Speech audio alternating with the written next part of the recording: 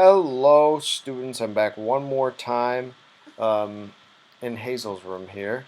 Um, this one is another app. It's called WebSynths. So here, web. Oh, I got a caps lock. WebSynths.com.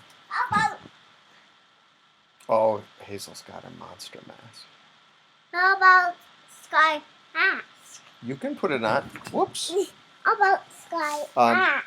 And you can put it on. So what this is this is a synthesizer that actually does microtone, which means tones in between the normal keyboard. Need some help there. And No. There you go. thank you. And what it does is it actually allows you to play. You got presets, so there's lots and lots of presets here. So Poppy. Here's Poppy. There's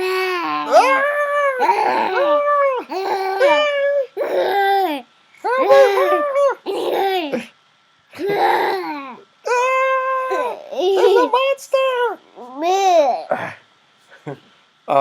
So like let's just I'm gonna pick it's just Hazel. Let's just pick Ping. And I'm gonna put this away because I don't need that open. And then now when you press the keys here,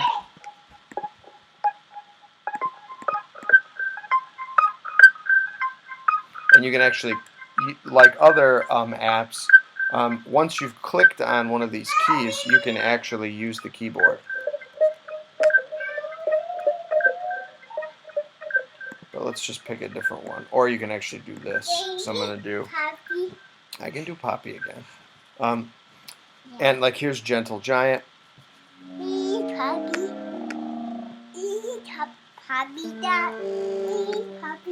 Here's Poppy.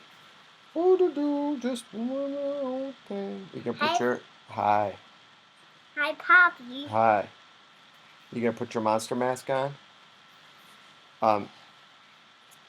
I'm just Poppy, minding my own business. There's a monster!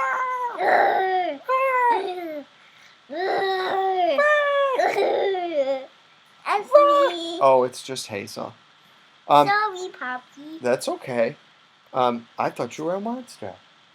Yeah. I'm my Sky Monster. That's okay. You're just a sky monster. I'm not gonna go through all of these things, but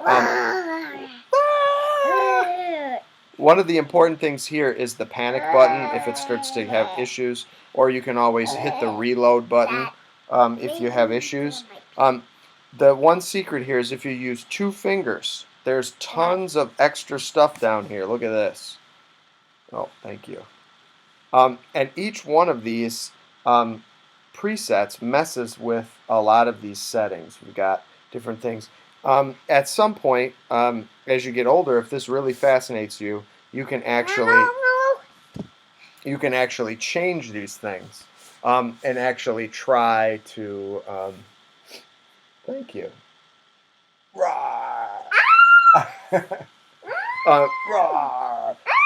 You can actually learn what all these things mean, like oscillators and pulse width and frequency modifiers and all this stuff. The person that created this basically gave a very simple way to allow you to control these things online. There are tuning options down here, so if you click this, there's all these tuning things.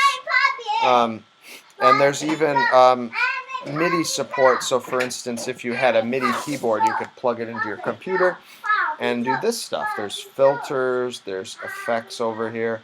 To give you an idea how this could get crazy real fast, I'm going to pick like Light Show here.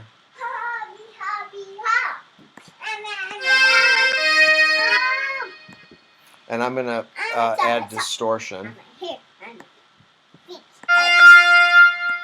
Put it all the way. Doesn't change much, but it is actually distorting a lot more. So like if I press a note, now I turn the distortion down.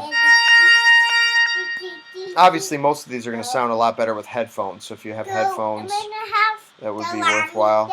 But like what happens is, and this is my warning to you guys, is if you start messing with some of these things, it can actually really. The bunny? The lammy. Oh, the lammy. We can get the llama in a few minutes. I'm almost done with this, okay? Um, if you turn the feedback up too much, um, it can get real crazy real fast.